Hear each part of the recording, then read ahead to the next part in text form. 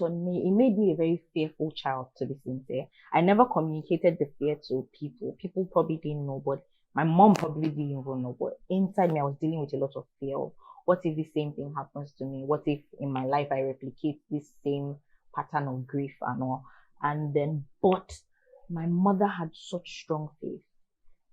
Right after people would die, my mom is back. She's back worshiping God the next morning. She's back singing the same songs this morning. So I saw her rise from it, and she would say for me, "So we'll meet them again. It doesn't end here. When we get to heaven, we will meet them." So that strong certainty that she communicated, that no, it's not over. Yes, we will meet them. We don't see them now, but we will see them once we But get did you there. ever see her broken? Really down? Broken, no. Grieving, yes, but broken, no.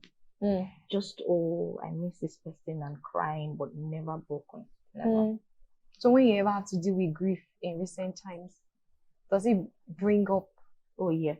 Something happened last week. I lost a friend. I'd been praying, believing for her healing, and then she passed. I didn't even realize the effect they had on me. I just realized I was much more, I was quiet and then somehow I had to comfort other people. So somehow I just left my own to the down in the background. And I remember I was in church last week and we were worshiping. I began to wail like a baby. I began to like it was coming from deep within me, and I was just crying and wailing. And right there, the Spirit of God said, "I'm healing you now." And I just surrendered. I just laid down and I just let him do all the work. And right there, he just began to speak words into me and began to, I could hear him singing songs over me. And I rose up. Right since then, he had. So anytime you have dealt with disappointments, whether in business, in life, in family, grief, yes, it touches back to that background. Yes, it does. But again, you're able to lay down at the altar and say, "God, help me." So it makes you very dependent on God. Absolutely. I don't know how people do without God. I think they're the strong people. People that like you have one extra strength that I don't have because I need him. I need him. Every step of the way. Every step of the way. So your background, so you were prone to fear. Yes. Then I think you were asthmatic. Oh yes, I was. How bad was it? It was really bad. Like we stay here and I start laughing. I've gone into crisis. Dust, no sweeping, no pool, no water, no cold, no, everything has to be maintained. And the fear of death was real for me then, because every time I went into crisis, I had to be nebulized. It won't just be sometimes my Ventolin inhaler won't be enough. They'll have to take me to the accident and emergency, get me nebulized with Ventolin. And at that point, I just wonder, hey, is this the end of it? And then I used to have terrible malaria crisis every 2-3 months regularly. We used to be really sickly as a child. And then I was like, there was the fear of death, the fear of everything you can imagine was haunting me. And then it was in the university in second year. I had been sickly at that point again. And I just said, I can't continue like this. And at that point, I began to hear the word of faith. Use the word for your healing. You can't speak the word. I just said, God, if you are going to heal me, you heal me now. And I remember I got out my Bible. I began to go through every reference I could find on healing. And I would say, yes, I believe it. Like, okay, yes, I believe it because I can't continue with this. And I remember at a point I got to 1 Corinthians and I saw that you are a life-giving spirit in 1 Corinthians 15. And it felt like the word literally jumped from there into me. And from then till now, every time I feel a symptom of sickness, I just go, I'm a life-giving spirit. I give life. If I give life, then the life I'm the first recipient of it. So it just, for me, it just solved all the issues on all him. the issues. Since then till now, anyone that knows me knows that I probably, maybe just once or that I've actually come down with something. The word always repairs it. So you don't joke with that word? I don't joke with it. I do not joke with it. I don't even, once a headache comes in, I don't joke with symptoms of sickness. I'm like, it's a small dose of death. I will not have you with me. Wow. So you can't even toy with it. No, I don't negotiate with pain. I don't negotiate. I want to believe the word is a major basis or a major foundation for how you do business. Yes, it is. Oh, yes, it is.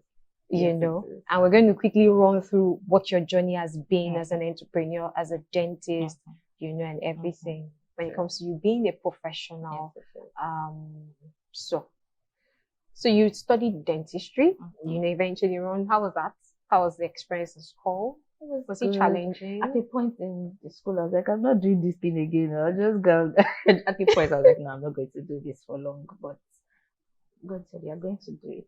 You're going to do it. I remember at the point this year when I was trying to make a decision, and I just went back to my journals in 2006, and I wrote it in caps lock with exclamation mark. You will practice dentistry for long. Like, okay. For long. Yes, I was emphasis like, okay, on for long. Yes, because I think you've become more interested in business. The heart of doing business instead of, you know, settling down with it. So the truth is, you could employ people and people can run the clinic and do the dentistry. But the truth is, apart from running business, you want to be able to grow in the profession. So I used to go to do residency. No residency for me. Postgraduate courses, yes, and masters and all that, but no residency. But no, that's no teaching hospital. Okay, you can do it out of Nigeria. No, it doesn't look like that will be in the near future, but I'm open to, you know, that courses. Maybe years to come. But right now, you just want to keep growing, take some postgraduate courses, which you're planning to. I think you're about to do a course. Yes. Somewhere in South Africa, you know, something. What's it about? Orthodontics. It's an American college of orthodontics, and they have different courses they roll out for general dentists. So I've enrolled for one of the courses, and I picked the South African campus for proximity to business. So you just want to keep adding value to yourself, like that, expose myself, and then, but the heart of running the business, do you want to run multiple clinics, or you want to, you know? So right now, at least that's why I was like, let's do the shoots, you know, here, because, but before we say exactly where we are, I know you partner, you know, with Rejuvenate Spa, you know, and everything. Then you run the Lux Dental Clinic presently. But before you got here, because there's a way people look at entrepreneurs, look at clinic, this business, that. I believe everybody has a history, everybody has a story, everybody has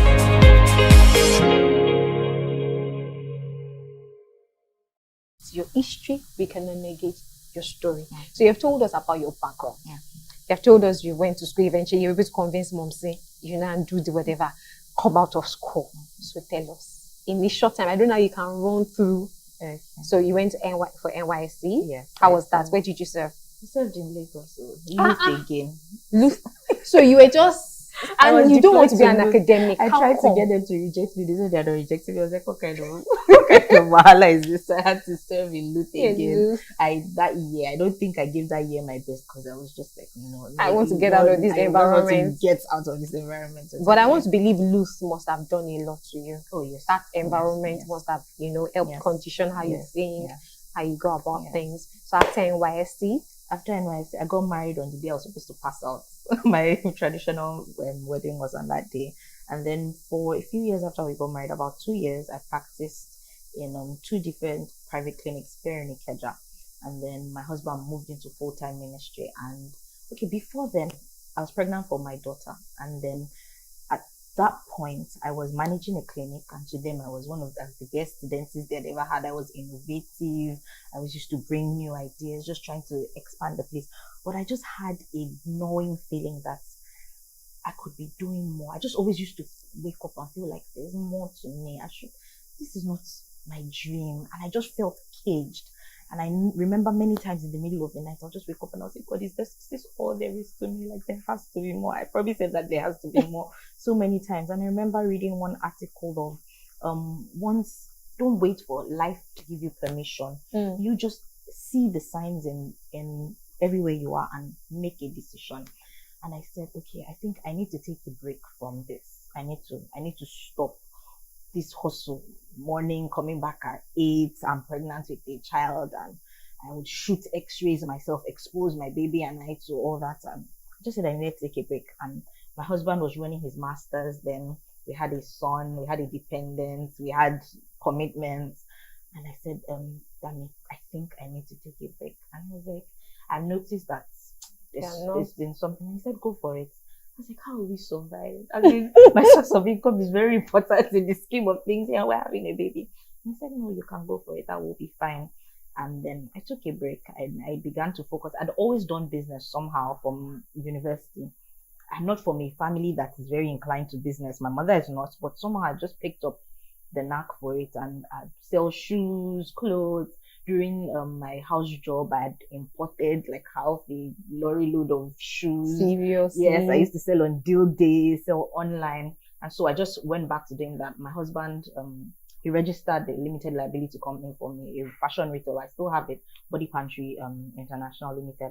And so I began to do shoes, clothes, bags. I'll bring in from the UK, from the US, and I'll sell. And it was going really good. And somehow I stumbled into real estate at that point. And so I'll just be at home. I'll just send messages. And I remember at the end of that year, I sold about 6 plots to someone in the UK. I remember the 31st of that year. I was so scared, like, if I stop working, how would I survive? And I remember at the end of that year, I was in the banking hall. They had to leave the bank open for me because I was doing huge transactions and I was in Forex and all. And I was like, what is on the other side of fear? Like, what if I never took that step? And I remember that year gave me a lot of confidence. Like, I can do it. I can do anything I lay my hands on will prosper. And it was really good. It was really good at that point. And so my husband moved into full time. We had to move to Abuja. A lot of business was in Lagos. And so the dynamics changed once we moved to Abuja. Things were slower. Husband is in full time. I have 2 babies and a nanny. And all. And then I had a conversation with my husband and he said, I think you should go back to dentistry now. Like, you now know what all that was about. And so, and during that period, so what did that period do for you? Oh gosh, I invested in myself. I just kept developing myself. I was taking online courses. I was learning about business. I was being like a super mom at that point, cooking all sorts, whipping all sorts. I'm sure my husband enjoyed that season. Like, I gave it my best. I acted like I was going to get a trophy for being a stay-at-home mom, but I was also, delivery men were always coming to my gates to take out delivery. So I just found a balance at that point. That season passed and now we're back in Abuja. My husband says, I think you should go back to dentistry. And so I begin to search. I remember one morning I just woke up and I said, I had some gold. I said, I'm going to sell gold. I'll go to a market and sell gold. But as I was on the way, I just saw some clinics and then I decided to stop. I stopped by at one. And then I said, oh, do you need a dentist? And they said, no, we're just a hospital. And I said, I'd like to see your MD. They're like, do you have an appointment? I said, no, but I want to see him. And I said, oh, okay, all right, please sit. And then they ushered me into the MD's office. And I said, I would like to set up a dental clinic for you. I was like, I love your confidence, but I'm not ready for that. So he gave me 3 numbers of 3 doctors in Abuja. And I just loved one name. It was Dr. Gloria. And so I decided to call Dr. Gloria. And she didn't pick up at that point. And then I was at home with my babies. I remember my daughter was wailing at the top of her lungs when the call came in. And I was trying to get her to keep quiet.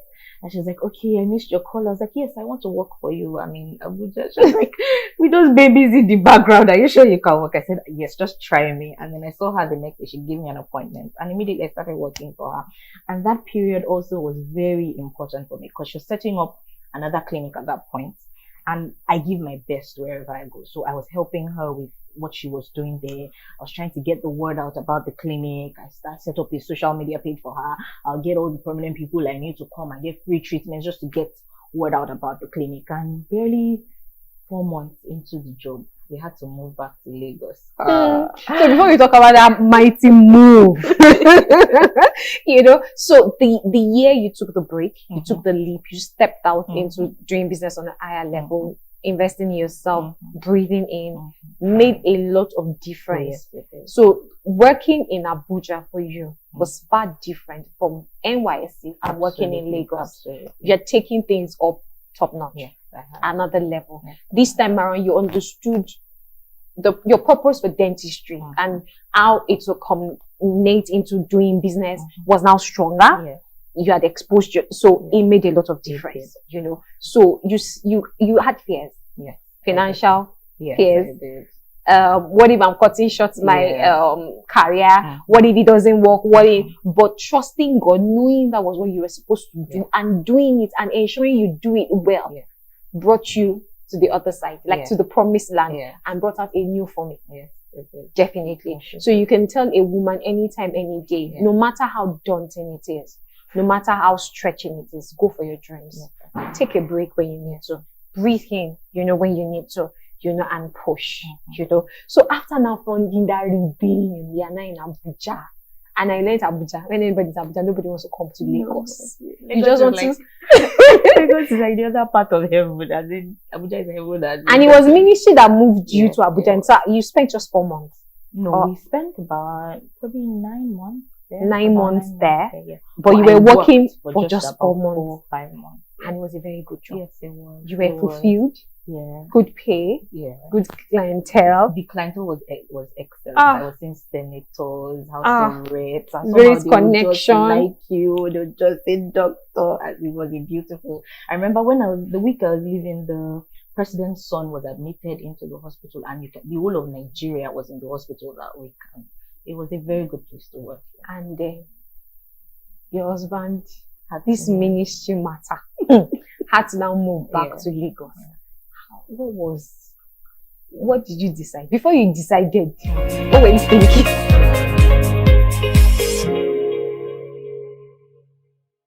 No, at that point, I was just like, okay, God, anything else to do with my life, that's how I was just like, just do it.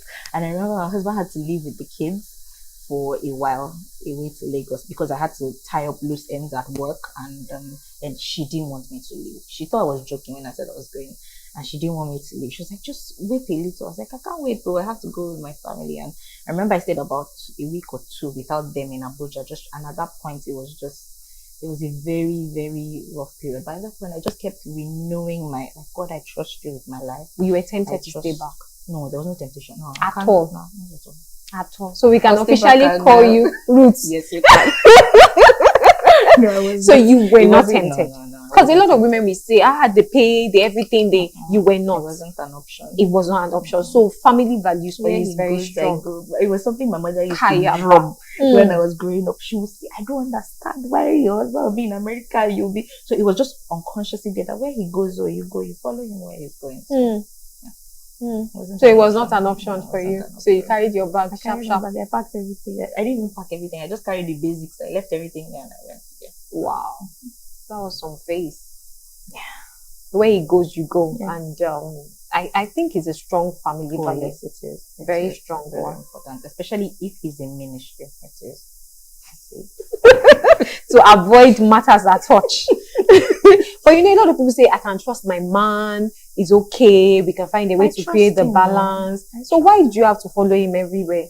Well, that's my own conviction. At least, maybe sometime something changes, then I change. But for now, everywhere he goes, you go. So just in case now he tells you that he's going to Ogbomoso now.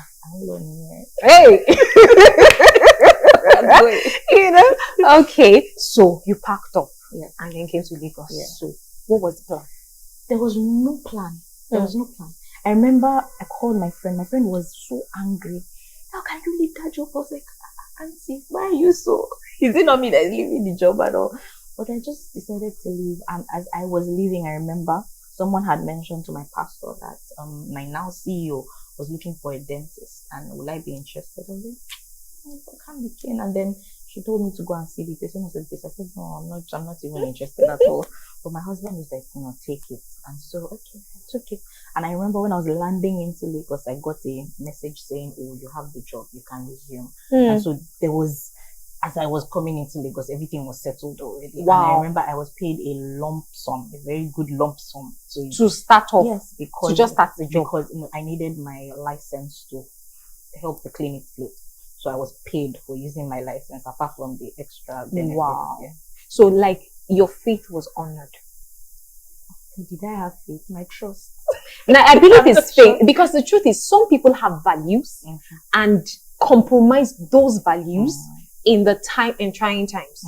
So in as much as I'm strong on family values, I want to stay with my husband and committed, work. No, let the husband be all right. He'll be, you understand? But at that point, for you not to even think about it, so faith a lot of times is unconscious. Yeah, okay.